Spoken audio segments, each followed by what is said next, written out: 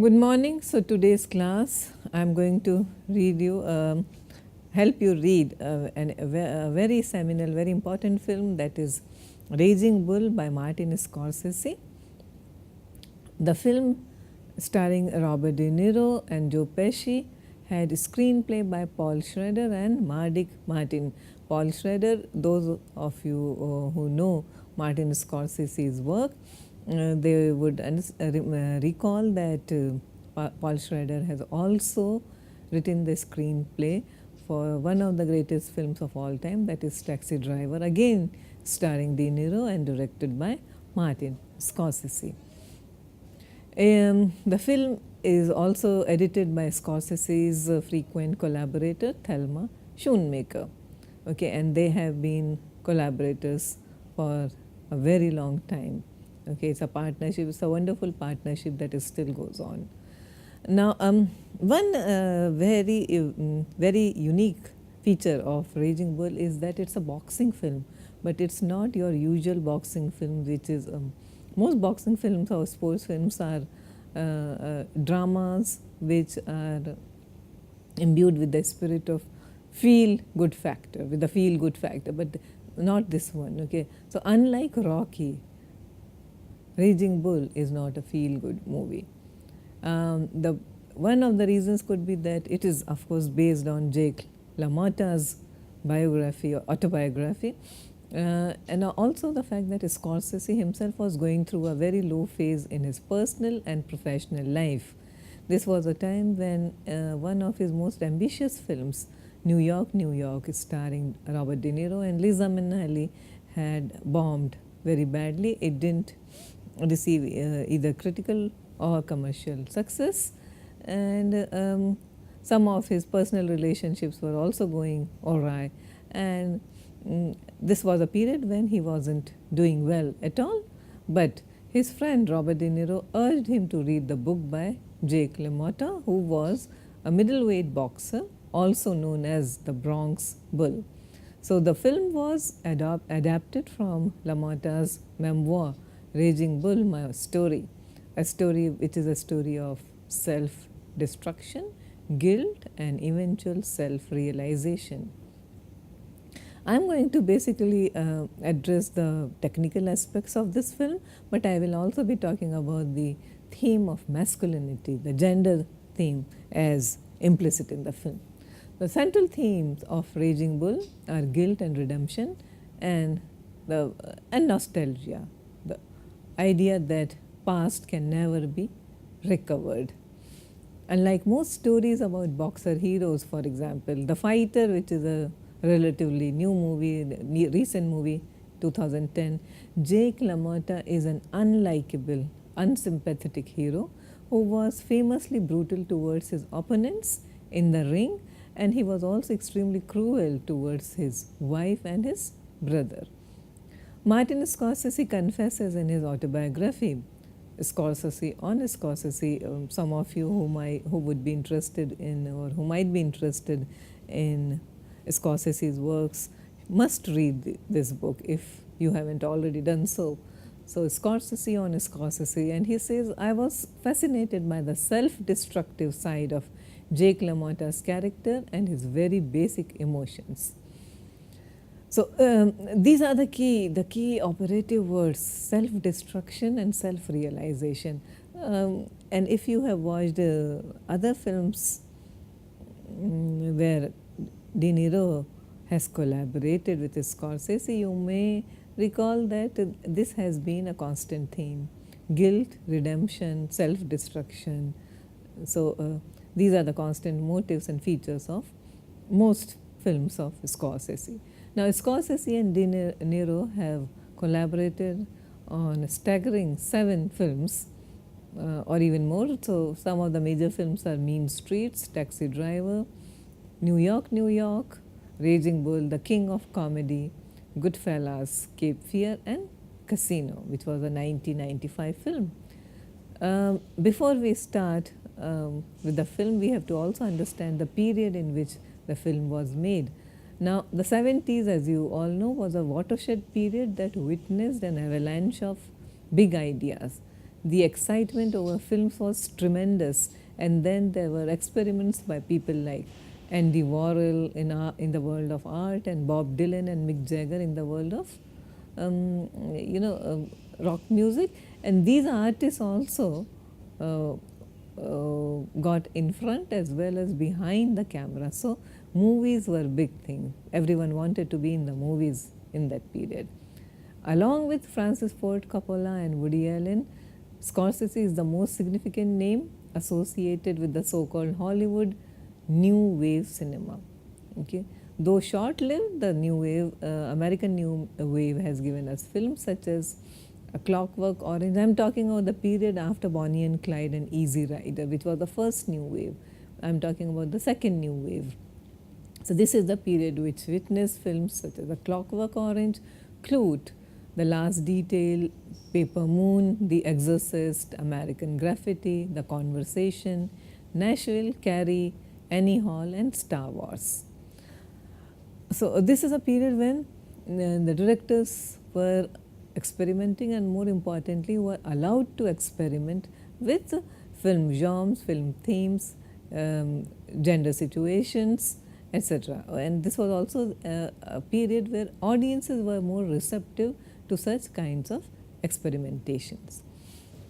Now, I have already told you about the theme of masculinity, and Raging Bull can be read as an example of cinema which underlies the concept of the crisis of masculinity as typified through how men forge their images via physical strength, endurance, sexuality, and relationships.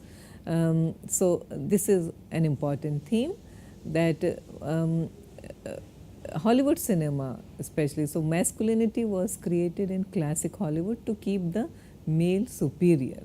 Now there is Jacques Lacan, who traces our misrecognitions to the mirror phase.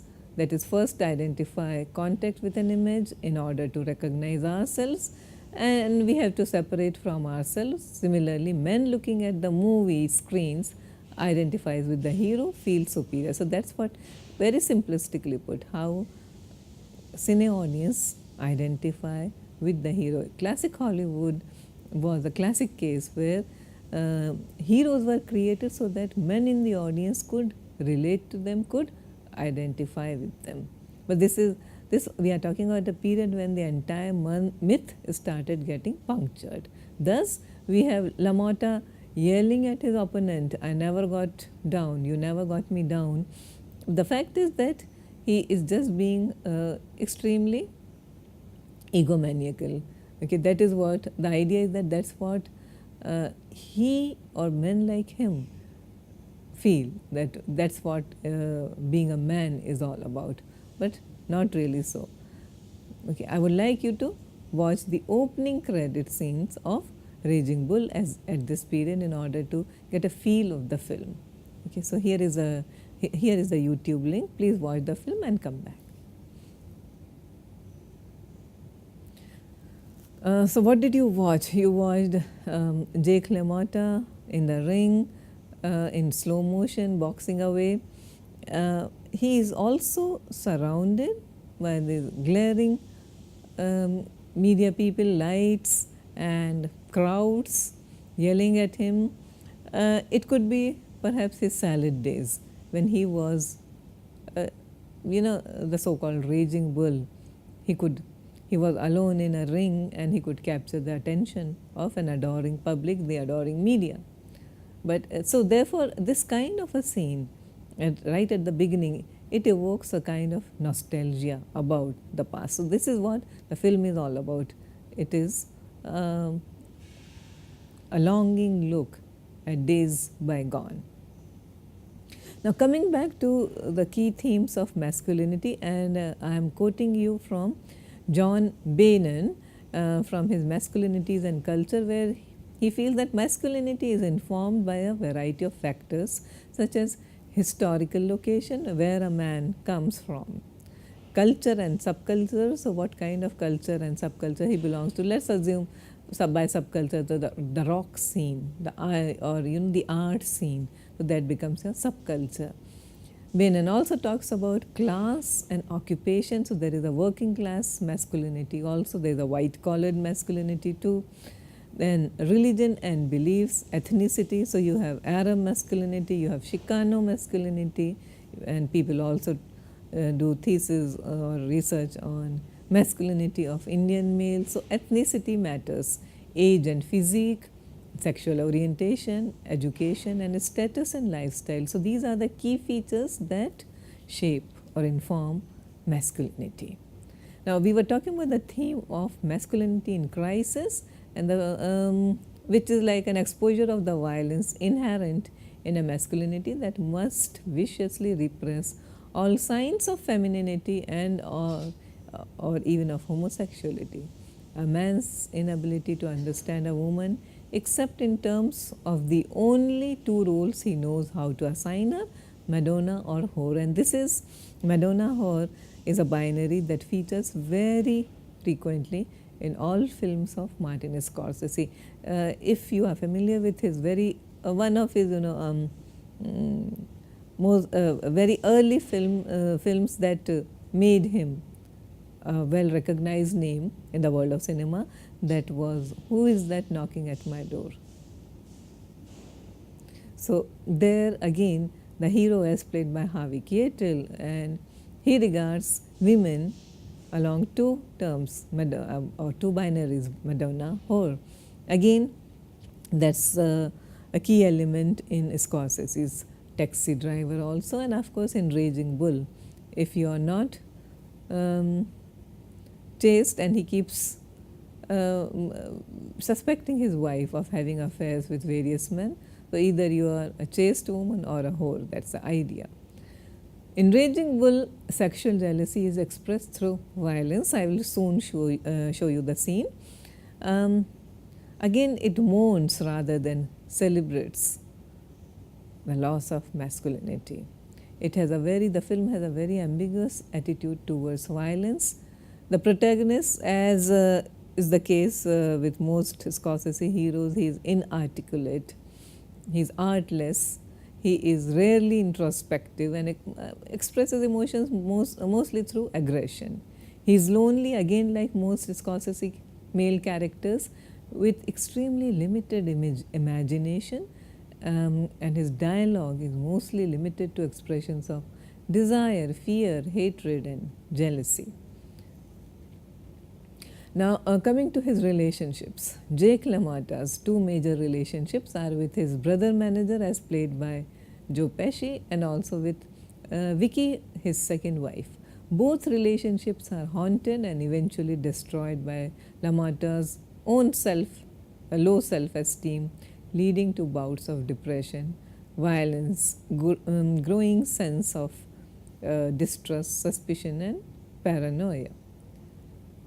One incident in the movie, when his wife describes one of the opponents as good looking, and LaMotta punishes the young man by pounding his face and smirks, "He'll never be beautiful again." Or rather, one of the one of the members of the audience, he utters these lines, "He'll never be beautiful again." And this is a punishment given to that unsuspecting man just because his wife very casually mentions that he's a good looking boy. LaMotta's final fight with Sugar Ray Robinson, which actually took place in 1956, historically speaking. So for the boxing scenes, and here I would like to draw your attention to the innovation in terms of technique. So for the boxing scenes, lights and shadows and sounds, they all add a hint of regret and meaninglessness to the events. The excess of blood and the lead character's distorted mind is portrayed through distortion of time and reality, and his descent into dehumanization through animalistic sounds. Raging Bull is credited for experimenting with sounds a lot, and then every fight has a different kind of a sound to it. LaMotta's self-loathing is peaked when he takes terrible punishment, pounding by his opponent, causing many film critics to read Scorsese's fascination with religious sacrifices and Christian rites. Here is a scene, the fight between Sugar Ray Robinson and LaMotta. Please watch this particular clipping. It's called You Never Got Me Down, Ray, and come back. Okay, so you may observe that each fight scene in Raging Bull uses different kinds of sound. Scorsese remembers Frank Warner, who did the sound in the film, and used rifle shots and melon breaking in order to create the sound of punches. Also notable was the use of silence, which became like scoring music. And also observe how Scorsese uses boxing montages during the course of the film. Boxing scenes were often shot in the film in slow motion to suggest heightened feelings and awareness. During the fight between LaMotta and Sugar Ray Robinson in Detroit, LaMotta lost on a technical issue. The scene is filmed using expressionistic style with boxing ring as a hell, as LaMotta remembers it, with smoke and fire. Now, if you compare it with the opening shot where he is alone and a hero of the boxing ring, and then here when he loses on a technical issue and boxing ring is represented or portrayed as a living hell, okay, with the blurred faces and out of frame shots. Again, to create something extraordinary, Scorsese also had the boxing ring on the sets constructed twice the size of an actual ring, and it was soaked in smoke. It may be worth noting that while watching the rushes of the film before the movie was finally edited and readied, director Michael Powell, the director of classics such as Red Shoes and Peeping Tom, he is also editor Thelma Schoonmaker's husband, he commented that these red gloves bother me. So, therefore, it was decided that the film should be shot in black and white. Now, the film's black and white cinematography is by Michael Chapman, and the film has earned a lot of applause for its cinematography. One reason to resort to this was the technical reason, because color prints fade out fast, and also the fact that black and white cinematography also helped to highlight the theme of the film, which is nostalgia and regret and a desire to bring back the past. So, black and white photography also helped in toning down the images of blood and gore. Flashes of color provide most wistful counterpoint to the black and white cinematography and indicate Jake's happier memories, particularly in his home movie videos. So, here is a clipping. You may watch this particular scene, the color scenes in Raging Bull, and you will find how color is used just to evoke the home video kind of feeling in the film. We have been discussing the notion of hero's journey as given to us by Joseph Campbell in his A Hero with a Thousand Faces. So, again you can apply the same idea here as well. So, the film is a tragic tale of the fall of a hero from the world middleweight champion to a comedian, stand-up comedian in a small-time club. Now, in order to portray this, De Niro gained 27 kg to become and embody the decline of LaMotta. The film sees the peak of De Niro's method acting with the physical metamorphosis, which has inspired latter-day actors such as Christian Bale, for example, in The Machinist, where he lost incredible amount of weight. Talking about iconography of the movie, the scene that frames the film is Evening with Jake LaMotta, where LaMotta recites bits of Shakespeare and Tennessee Williams. Now, both De Niro and Scorsese decided to use the speech from On the Waterfront. I could have been the contender. I could have been somebody, as example of new Hollywood's retrospective impulse, which is a part of Hollywood's iconography. So watch that scene. Also, I could have been the contender from Raging Bull. The film surprisingly opened to mixed reviews and was not an immediate box office success, though it won 2 Academy Awards for the Best Actor and Best Editing. However, the film today is regarded as one of the greatest films ever made. At some level, it is also a portrayal of tragedy of the American dream. To an Italian immigrant family, the American dream offers promises of success and power and is often located in crime and corruption. LaMotta appears as a victim hero caught between the two forces, a true product of his environment. LaMotta's downfall or loss of family and loss of body, loss of self-esteem is a consequence of the pitfalls of the dream. That's what the film appears to tell us. The film ends on a note of regret as LaMotta quotes from the Bible, "Once I was blind, now I can see." As he seeks forgiveness from those he has hurt, the overarching theme is of reflective sadness as we get a glimpse of Jake's ability to gain an insight despite losing everything.